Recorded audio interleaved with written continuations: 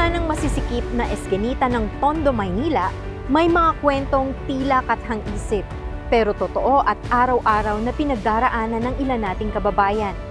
Para sa pamilyang tampok natin ngayong araw, ang pagkain ay hindi simpleng pagpili kung anong ulam ang ihahain. Sa loob ng maraming taon, sila ay kumapit sa pagpag, mga tira-tirang pagkain mula sa fast food na muling nililinis, niluluto at pinagsasaluhan. Hindi dahil gusto, kundi dahil yun lamang ang abot kaya. Ngunit paano kung dumating ang araw na ang dating simbolo ng kahirapan ay maging isang pagpipilian na lamang at hindi na pangangailangan? Ngayong araw, tunghayan natin ang kwento ng pag-ahon ng isang pamilya mula sa gutom at kung paanong ang Walang Gutom program ay naging tulay tungo sa mas maayos, mas marangal na hapagkainan. Ito ang kwento ng pag-asa at ng pagbabagong posibleng matamasa.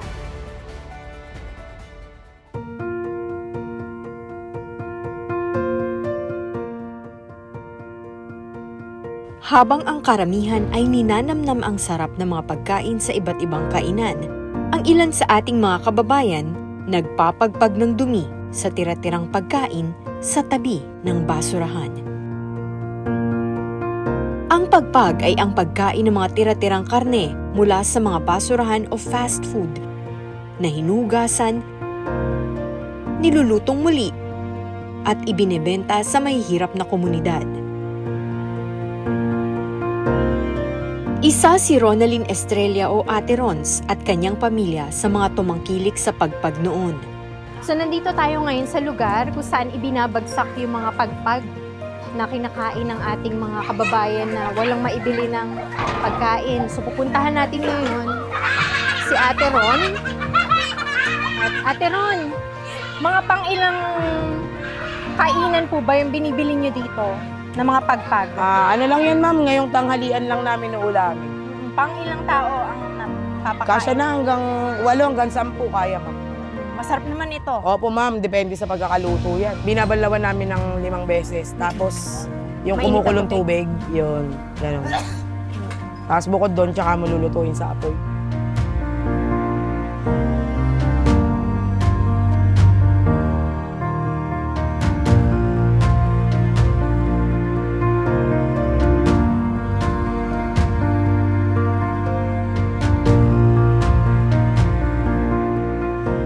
Sa parteng ito ng Tondo, namulat at nagkaroon ng pamilya si Ate Rons. Dito, hindi lang dapat matibay ang iyong sikmura, malakas din dapat ang iyong paninindigan. Sa mga food franchise na kilala, kumukuha kami ng mga tirang pagkain doon, yun yung pinipilian namin, tinatawag na pagpag. Yun lang po yung dati naming trabaho, nire-recycle namin yung mga plastic. Bukod po sa garbage, gano'n, nag-segregate kami. And then yung mga mapapakinabangan po, yun po yung aming ibinebenta para meron po kaming panggasto sa araw-araw. Tapos yung mga tirang pagkain, iniinit ko po para makain namin. Ayon sa kanya, pagpag ang kanilang naging huling sandata, laban sa gutom, noong mga panahong sila'y walang-wala. Kasi walang talagang trabaho yung tatay ng mga anak ko noon. Natutulog lang. Yun. Tapos pag nagugutom mga anak ko, pinainom ko sila ng tubig. Siyempre, umiiyak ako, ma'am. Siyempre, bilang magulang, nakikita mo nagugutom yung anak mo, di ba? Ako, di baling magutom ako, kaya ko pong magtiis. Pero siyempre, sa mga anak, mahirap kasi tiisin, ma'am. Nakikita mo gutom yung mga anak. Simula pa dekada 60, ay may mga kumakain na ng recycled na pagkain mula sa basura. Ngunit tinawag lamang itong pagpag sa pagitan ng dekada 80 at 90 sa Tondo at Payatas. Ito ay nililinis at niluluto para kainin uli. Ma'am, hindi kayo na parang natakot na baka magkasakit kayo? Nandun na rin po yung takot, ma'am, pero dahil po sa hirap ng buhay, kumapit na lang po ako kasi maliliit pa po yung mga anak ko noon, ma'am. 6 po ang anak ko eh. Nag-aaral pa kasalukuyan yung mga anak ko noong panahon na yon. Kaya sabi ko, go lang ng go, hanggat nandyan si God, di niya naman tayo papabayaan. Kapit lang tayo sa taas. Matagal po kami nagganap buhay sa ganun, siguro almost 5 years din po. Tapos hanggang sa nagkaroon po ng trabaho yung tatay ng mga anak ko. Doon lang po parang medyo dumalang na hanggang sa tuloy na kaming huminto. Huminto lang aniya sila sa pangangalakal ng basura, pero hindi sa pagkain ng pagpag.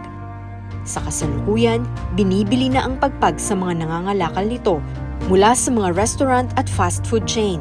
Dati kasi nakakabili pa ng halagang 20, yung ganyan, halagang 10, nakakabili ka dati. Pero ngayon po kasi wala na. Medyo tumaas na rin siya. Ni-level up na rin nila kahit pagpag siya. 100, 150, gano'n. Pinakamababa na yung 50 pesos ko. Sa may hirap na komunidad sa Metro Manila kung saan laganap ang gutom at kahirapan, partikular na sa Tondo, Payatas, Caloocan at Pasig, ang pagkain ng pagpag ay realidad. Sa paglipas ng panahon, ang pagpag ay naging bahagi na ng buhay ng mga naninirahan sa mga pinakamahihirap na komunidad gaya ng Happy Land sa Tondo. Bagaman ito ay nagdudulot ng iba't ibang panganib sa kalusugan gaya ng mikrobyo at malnutrisyon, nananatili itong huling takbuhan para sa mga pamilyang Pilipino na hindi kayang bumili ng sariwang pagkain dahil sa mahal na bilihin at kakulangan sa panggastos. Baka kain lang kami ng tinapay pag may sobrang kita, gano'n. Yung kape namin, tinitimpla lang namin sa pitchel, yung itim na kape. Lahat na kami noon, pati yung mga anak ko. Sa Happy Land sa lungsod ng Maynila nakatira sina Ate Rons. Nang pumunta kami doon, napansin namin ang ilan sa mga basurero na maaga pa lang ay naghahati-hati na ng mga nakalakal na basura, kabilang na ang pagpag. Sabi nila, bago magtanghali ay ubos na ito. Sa kabila ng kawalan sa ngayon ng batas na nagbabawal na kumain ng pagpag, labag ang gawaing ito sa mga probisyon ng Republic Act 10611 o Food Safety Act of 2013. Ang Food Safety Act of 2013 o Republic Act No. 10611 ay ang batas na nagtitiyak na ligtas at malinis ang ating pagkain mula sa sakahan hanggang sa hapagkainan. Pinoprotektahan ito ang kalusugan ng publiko laban sa sakit at ipinagbabawal ang pagbebenta ng mga panis, kontaminado o pekeng pagkain. Nilutuan niya ako ng adobong pagpag. Medyo lang, nakakaba. Siyempre, hindi natin alam yung naging process kung talagang malinis. Kasi, di ba meron po tayong batas sa Pilipinas na pinagbabawal talaga yung pagkain ng mga panis or maduduming pagkain. Pero dahil siyempre, sa hirap ng buhay, walang choice. Yun yung parang naging, ano ko sa buhay, naging strength ko po na yung kahirapan, hindi mo dapat takasan. Harapin mo. Hanggang sa nagsumikap ako, ma'am, para sa mga anak ko. Ngayon, awa ng Diyos, stable naman, nakakakain kami ng 3 beses sa isang araw. Sa tulong na rin po ng WGP, ma'am, kahit papano, malaking tulong sa amin ng WGP dahil nakakakain kami ng talagang masusustansyang pagkain. Sa pagsisikap at marangal na hanap buhay, hindi na kailangan pa kumain ng pamilya ni Ate Rons ng pagpag. Ngayon, meron na siyang tindahan at extra income mula sa pagmamasahe sa spa sa isang mall. At tulong na natatanggap mula sa Walang Gutom program ng Department of Social Welfare and Development. Si Ate Rons ay itinanghal din bilang 3rd place sa Walang Gutom Kusinero Cook-Off Challenge noong Enero, ngayong taong 2026, na ginanap sa Las Piñas City. Nung nakasali po ako, sobrang proud po. Maraming salamat po at naranasan ko maging part ng WGP Cook-Off Challenge po. Thank you sa 3rd place na aming nakuha. Sana po patuloy pang magkaroon ng mga ganong program para sa WGP. Makakatulong sa mga kagaya namin. Ano po ba yung niluto na? Kare-karing bangos. Ano po kakaiba doon? Siyempre po, kakain ako, gusto ko ng kare-karing bangos, di ba? Kahit saan ka siguro pumunta, ma'am, parang wala pang mabibiling ganun eh. Ano po reaction ng mga judge? Actually, nahihirapan talaga yung mga judge, pero syempre, isa lang po ang kailangan manalo. Doon po sa natapos nating Walang Gutom Kusinero Cook-Off Challenge, sinala po natin yung mga benepisyaryong sumali doon. At isa po si Ate Rona, doon sa nakita at na interview po namin para maging part po ng Cook-Off Challenge. Kaisa ng Food Safety Act of 2013 ang DSWD sa pagtiyak na may balanse, sapat at ligtas na pagkain sa mga hapagkainan ng maralitang pamilya dahil ang gutom ay dapat walang puwang sa lipunang ating ginagalawan. Sa paglulunsad ng Food Stamp Program ng DSWD o mas kilala bilang Walang Gutom Program o WGP, ang isa sa mga programa ng pamahalaan na naglalayong wakasan ang kagutuman malnutrisyon at pagkabansot, dulot ng krisis, kahirapan at kakulangan sa kita. Sa ilalim ng programa, binibigyan ang mga benepisyaryo ng 3,000 piso kada buwan, pambili ng mga piling masustansyang pagkain tulad ng gulay at karne sa mga partner merchant at farmers-driven store. Napaka-bless po na nakakatanggap ako ng ganong kalaking halaga at ang kapalit ay masusustansyang pagkain po. Napakalaking tulong po sa kagaya namin na mahirap na makatanggap ng ganon. Nakasama po kami sa Walang Gutom program. Naging okay naman po, ma'am. Nakakakain kami ng gulay, mga masusustansyang pagkain po. Malaking tulong po sa amin yung Walang Gutom. Kasi yun yung goal ng programa na maibigay yung masustansyang pagkain at malabanan ng kagutuman ng ating bansa. So, isa si Ate Rona sa naging beneficiaryo natin. At ngayon, hindi niya na kailangan kumain ng maduduming pagkain, ng pagpag na kanilang kinakain before. Masustansya at masasarap na pagkain yung kanilang kinakain bilang pamilya. Malayo na ang nilakbay ng pamilya ni Ate Rons. Malayo na rin sila sa hamon ng kahapon sa kanilang kalusugan at kabuhayan. Kasi sa 3K po, ma'am, almost pinagkakasya ko na po yung para sa bigas, mantika, kung minsan may pansit pa yun eh. Tapos yung gulay, prutas at karne, isda. Ayun po, ma'am, kasi alternate naman po yun eh. Waring kakakuha ko ngayon this week ng gulay. Uubusin muna namin yon. The other week na naman, ma'am, fish kung fish naman kami. Ganon. Then the other week, yan, pork na tayo. Yan, pork naman, ganon. Ganun po yung ginagawa ko, ma'am. Bilang ina, nais niya na sana ay maiba ang takbo ng buhay ng kanyang mga anak. Malayo sa buhay na tiniis niya. Malayo sa hirap at gutom. Siya ay solo parent at siya rin ay part ng LGBT community. So, pero may mga anak si Ate Rona. So, nakakatuwa dahil siya ay tinaguro ang astig nanay ng Tondo. Actually, yung mga bata-bata doon, yung mga mas younger generation ay tinuturing siyang nanay doon sa kanilang community. Sa akin lang po, ma'am, yung makita kong maayos yung buhay ng mga anak ko at merong nakapagtapos kahit na papaano, maayos ang buhay, ultimo ang aking mga apo, maitataguyod nila yung mga sarili nila, yung hindi sila kawawang masasabi at hindi nila dadanasin at lalo na ng aking mga apo kung ano man yung mga pinagdaanan namin sa buhay. Yun lang po, ma'am, simple lang ang pangarap ko, yung makasurvive kami sa araw-araw. Kwento pa ni Ate Rons, lagi silang may family meeting lalo na kung may mga gusto siyang ibilin sa mga anak.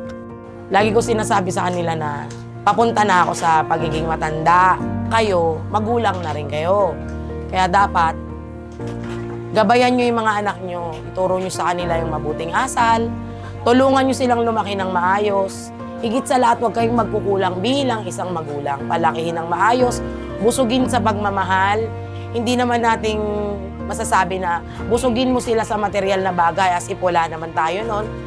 Yung kumpleto lang kayo sa araw-araw, yung nakakasurvive kayo, okay na yun. Ang mahalaga buo ang pamilya ninyo at nagmamahalan, hindi kayo nagugutom sa araw-araw. Salamat po sa nanay at tatay ko sa pagpapalaki sa akin ng maayos. Mahal na mahal ko kayo.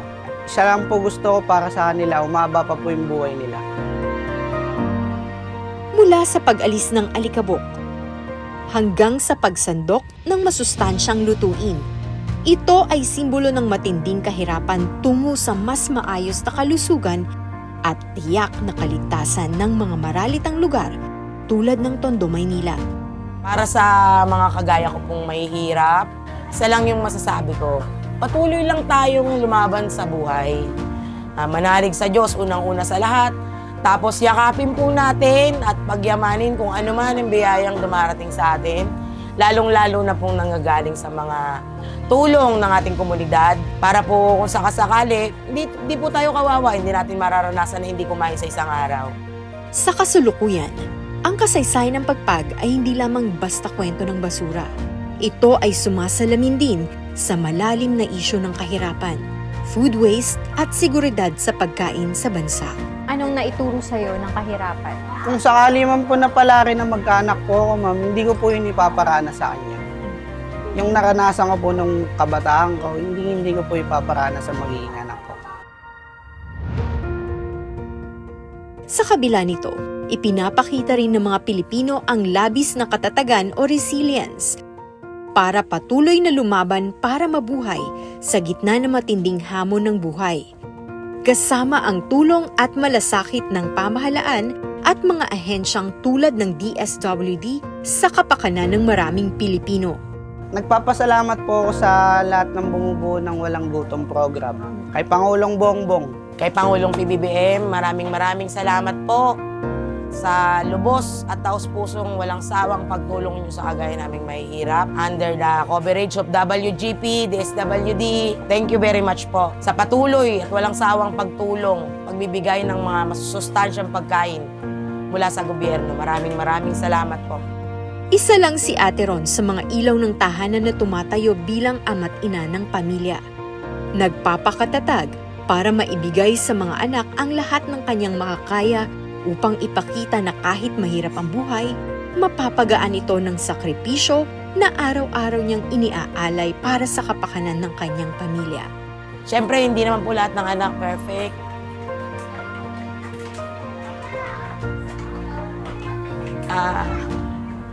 Kahit na minsan pag birthday ko, si Donalyn hindi niya ako naaalala, regaluan, pero okay lang po.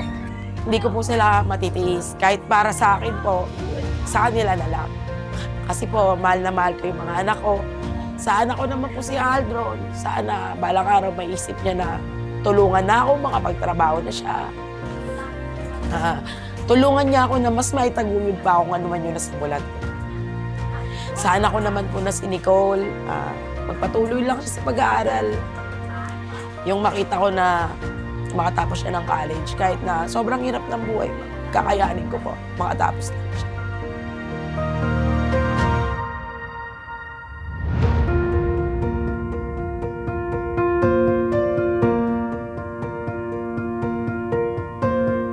Maraming salamat, DSWD!